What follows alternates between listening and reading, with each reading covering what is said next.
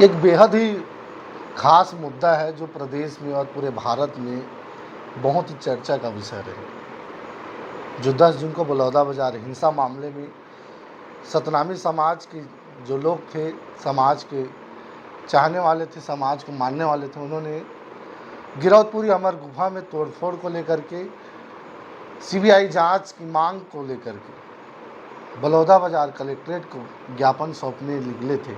उसी दौरान हिंसा हुई और हिंसाकारियों ने, अपद्रवियों ने कलेक्ट्रेट कार्यालय फूंक दिया, एसपी कार्यालय फूंक दिया और सैकड़ों गाड़ी आगजनी के हवाले कर दिया। उसके बाद लगातार समाज के लोगों को या फिर समाज के मानने वाले लोगों को और जो इस कार्यक्रम में शामिल होने आए थे उनको बारी बारी एफआईआर कर उनको न्यायालय रिमांड पर लिया गया। और अधिकतर लोगों को जो वीडियो सोशल मीडिया पे हमने देखे कि समाज के लोग किस प्रकार से बर्बरता के साथ उनके साथ मार पिटाई की गई, इस पर किस प्रकार से आप प्रतिक्रिया देना चाहेंगे? देखिए जाहिर जी, विगत दिनों परम पूज्य गुरु घासीदास बाबा जी का जो गिरौदपुरी धाम है, जहाँ पर अमर गुफा स्थापित है, वहाँ जोड़ा जैत खाम था।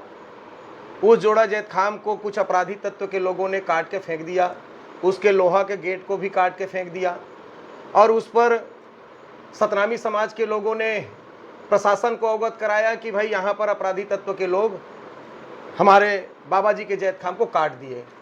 अब उसमें संज्ञान लेकर के प्रशासन के द्वारा कुछ अपराधी तत्व के लोगों को गिरफ्तार किया गया और गिरफ्तार करके वहाँ जैत स्तंभ को भी बना दिया गया।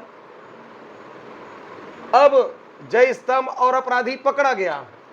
मैं अपने समाज के लोगों से अपील करना चाहता हूं, सतनामी समाज के लोगों से अपील करता हूं कि हम और क्या चाहते थे उसमें, कि जो और अपराधी होंगे अंदर से, अगर उसमें और 10 लोग होते या कोई नामचीन व्यक्ति होते तो सतनामी समाज को क्या फायदा होता। कुल मिलाकर के अगर और 10 लोगों को गिरफ्तार किया जा सकता था या होते तो उसमें हमारा क्या लाभ होने वाला था। हमारा मांग जोड़ा जैत खाम बन गया और अपराधी तत्व तो पकड़ा गया। मुझे ये लगता है इसमें निश्चित ही इसमें कुछ षड्यंत्रकारियों के द्वारा ये घटना कारित किया गया है, क्योंकि उसके बाद बार बार सतनामी समाज के भाइयों के द्वारा अल्टीमेटम दिया जा रहा था कि उनके और अपराधी को पकड़ा जाए, उनके और अपराधी को पकड़ा जाए। यही आंदोलन का कारण है जी। और जो भाई फेसबुक में आकर के उतावला हो करके लोगों को फोन करने का काम किए, उस फेसबुक में डालने का काम किए और उनका नेतृत्व लीडर कोई नहीं, और सभी आवाज को सुन करके वहां पर लोग चले गए, हजारों की संख्या में भीड़ एकत्रित हो गए। लेकिन वो जो भीड़ हुआ वो अनुमति लेकर के हुआ। सतनामी समाज के जो लीडर रहे होंगे, मैं तो नहीं जानता कौन था, वो अनुमति लेकर के अपना धरना प्रदर्शन किए और उसको ज्ञापन देने के लिए जा रहे थे। लेकिन उसी बीच में कुछ अपराधी षड्यंत्रकारी लोग रहे होंगे, वो वहां पर आग लगाने का जो काम हुआ है उसका मैं निंदा करता हूं। जो अपराधी तत्व के लोग आग लगाएं, मैं निश्चित ही, मेरा सतनामी समाज के ऊपर विश्वास है कि वो कभी भी ऐसा अपराध नहीं करते। लेकिन अब षड्यंत्रकारियों के द्वारा आग लगाया गया, उसमें रैली में सतनामी समाज के लोग भी थे और आज इतना बड़ा आगजनी और प्रशासन को क्षति पहुंचाया गया है, ये ठीक नहीं है। चाहे किसी भी के द्वारा हो, तो निश्चित ही मैं कहना चाहूँगा कि प्रशासन और शासन जो अपराधी तत्व हैं, जो षड्यंत्रकारी हैं, उसको पकड़ा जाए और जो निर्दोष लोग हैं, चूंकि हजारों की संख्या में वहाँ पर लोग थे और जिसको पाए उसको पकड़ करके जेल में बंद कर देना, ये भी ठीक नहीं है। मैं प्रशासन से और शासन से निवेदन करता हूँ, चूँकि इस बात को लेकर के हम लोग, हमारे प्रदेश कमेटी बहुजन समाज पार्टी माननीय बहन कुमारी मायावती जी के पास में इस बात को लेकर के पहुँचाए हैं। माननीय बहन कुमारी मायावती जी द्वारा ट्वीट करके मुख्यमंत्री जी को निर्देशित किया कि आप निर्दोष को रिहा करो और जो षड्यंत्रकारी है उसको जेल में बंद करो। मैं इनका निंदा करती हूँ, जो आगजनी हुआ है उनका, तो निश्चित ही मुख्यमंत्री जी द्वारा माननीय बहन जी को धन्यवाद ज्ञापित किए और उनको आश्वासन दिया कि भाई मैं निर्दोष को रिहा करूंगा और षड्यंत्रकारी को पकड़ूंगा। तो निश्चित ही अभी सुनने में आ रहा है कि और लोगों को, निर्दोष लोगों को पकड़ा जा रहा है, ये ठीक नहीं है। मैं निवेदन करता हूं कि वो निर्दोष को रिहा करें और षड्यंत्रकारियों को जेल में बंद करें। तो लगातार बलौदाबाजार हिंसा मामले में समाज के लोग जो है और बहुजन समाज पार्टी के राष्ट्रीय अध्यक्ष हैं और पूर्व मुख्यमंत्री हैं, उन्होंने भी इस मामले को लेकर संज्ञान समाज के पक्ष में और बात जो उन्होंने रखी, अब यह जाने का समय है, इंटरव्यू से अंतिम समय से अब विदा लेंगे। लेकिन आप जहां रहते हो, विधानसभा चुनाव हो गया, लोकसभा भी हो गया, अब है जिला पंचायत की बारी, त्रिस्तरीय पंचायत के चुनाव की बारी है और नगर पंचायत सामने नगर पंचायत है। फिर किस प्रकार से तैयारियां पार्टी की आप लोगों की चल रही है? निश्चित ही अब विधानसभा लोकसभा का चुनाव संपन्न हो चुका है, अब नगर पंचायत की बारी है। सभी पार्टियां अपने नगर पंचायत की तैयारी में जुट चुके हैं और शासन की ओर से, प्रशासन की ओर से उनका पुनरीक्षण का कार्य चल रहा है, वार्ड बंटवारा हो रहा है। तो निश्चित ही हम अपनी बहुजन समाज पार्टी की ओर से, अपनी दल की ओर से हम लोग कैंडिडेट खड़ा करेंगे सभी नगर पालिका, नगर पंचायतों में, और निश्चित ही हम नीचे लेवल में इस बार चुनाव जीत के आएंगे। उसके बाद अपना पंचायत का चुनाव है, तो निश्चित ही हर पंचायत के चुनाव में कहीं न कहीं हमारा जिला पंचायत के सदस्य जीत के आते हैं और उसके कारण हम 2009 में हमको जिला पंचायत का उपाध्यक्ष बनने का अवसर प्राप्त हुआ। तो अभी भी हमारा 3 जिला पंचायत के सदस्य अभी भी हैं। आने वाले समय में भी हम निश्चित ही जिला पंचायत के अध्यक्ष बनाने का काम करेंगे, अपने पूर्ण नहीं तो अपने समर्थन से हम बनाएंगे।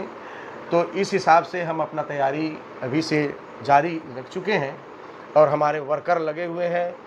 कौन कौन चुनाव लड़ेंगे, आवेदन मंगाया जा रहा है और निश्चित ही हम दमखम के साथ अपना नगर पंचायत और पंचायत के चुनाव लड़ेंगे। जाते जाते कुछ अंतिम पंक्तियों में अपनी बात रखना चाहेंगे जो जनता जनार्दन के बीच कुछ खास मन में चल रहा होगा? देखिए, निश्चित ही मैं पूरा सर्व समाज के भाइयों एवं बहनों से अपील करता हूं, राजनीति के बगैर किसी का इच्छा पूरा नहीं होता।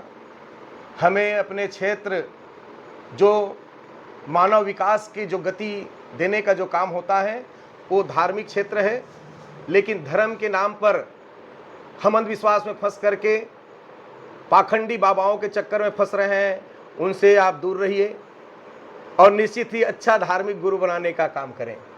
दूसरा है सामाजिक क्षेत्र। सामाजिक क्षेत्र में भी आप सच्चा गुरु बनाइए। अगर आप झूठा सामाजिक गुरु बनाएंगे तो ऐसे ही जेल में बंद होते रहेंगे। अगर सामाजिक सच्चा गुरु आपको मिल गया तो आप समाज के क्षेत्र में नाम कमा सकते हैं। तीसरा, आपको शैक्षणिक गुरु, आप अच्छा अगर शिक्षा के क्षेत्र में सच्चा गुरु बनाएंगे तो आपको कलेक्टर कमिश्नर बनने में कोई नहीं रोक सकता। अगर शैक्षणिक झूठा गुरु अगर पेमेंट लेकर के अगर शिक्षा नहीं देंगे तो वो झूठा गुरु कहलाता है, फिर वो 12वीं से ज़्यादा पास नहीं हो पाएगा। फिर हमारे पास है आर्थिक गुरु। मैं सभी आम जनताओं से निवेदन करता हूँ, अर्थ के क्षेत्र में व्यापार करने के लिए आप बड़े बड़े व्यापारी उद्योगपति को गुरु बनाइए और अपना व्यापार करने का काम कीजिए। और अंतिम में राजनीतिक गुरु, अगर आपने राजनीतिक गुरु सच्चा आपको मिल गया तो आप सांसद, विधायक और मंत्री भी बन सकते हैं, लेकिन झूठा पैर खींचने वाले अगर राजनीतिक गुरु आपको मिला तो वहीं पर पंच और सरपंच बन करके ही लटके पड़े रहेंगे। तो इसलिए आपसे निवेदन करता हूं, इस 5 क्षेत्र में आप सोच समझ करके अपना सच्चा गुरु बना करके आगे बढ़ने का काम करें, यही आप लोगों से अपील है। तो ये थे हमारे साथ रोहित कुमार डहरिया जी, और डहरिया जी से अनेकों बात हुई जो धार्मिक से लेकर राजनीति और राजनीति से लेकर विधानसभा की कामकाज और लोकसभा की कामकाज, जिनको जनता और जनार्दन ने जनादेश और विश्वास दिया है कि 5 सालों में वो क्षेत्र का काम करेंगे, कामकाज को आगे बढ़ाएंगे।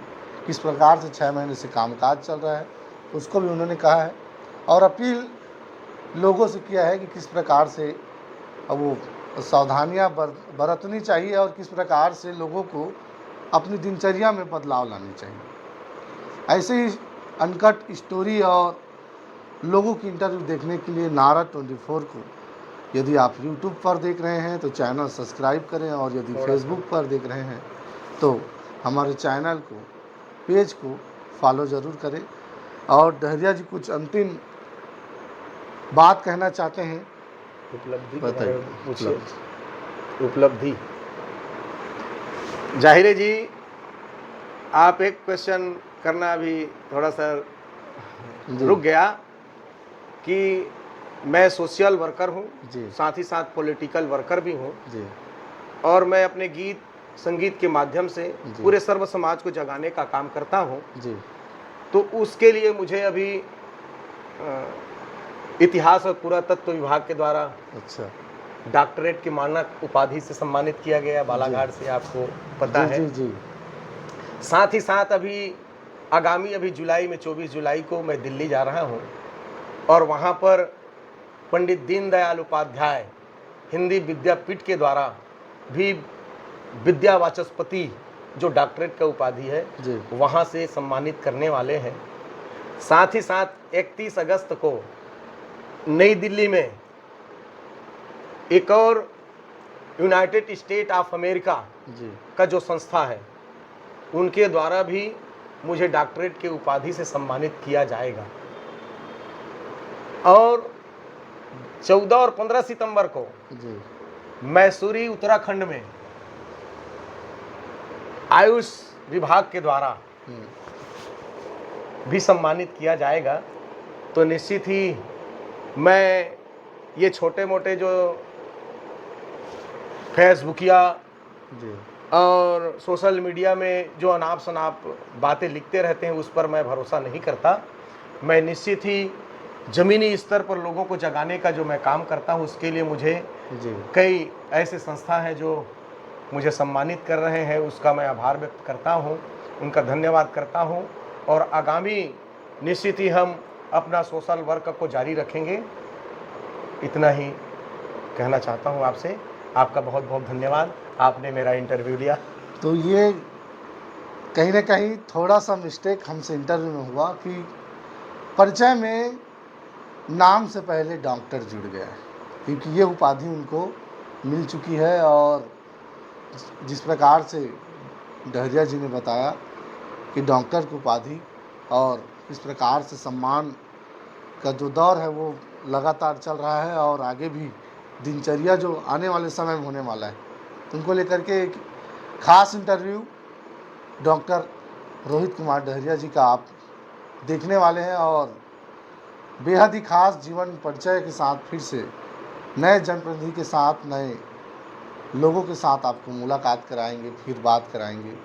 अभी तक के लिए दीजिए इजाज़त। नमस्कार, जय जोहार, जय छत्तीसगढ़।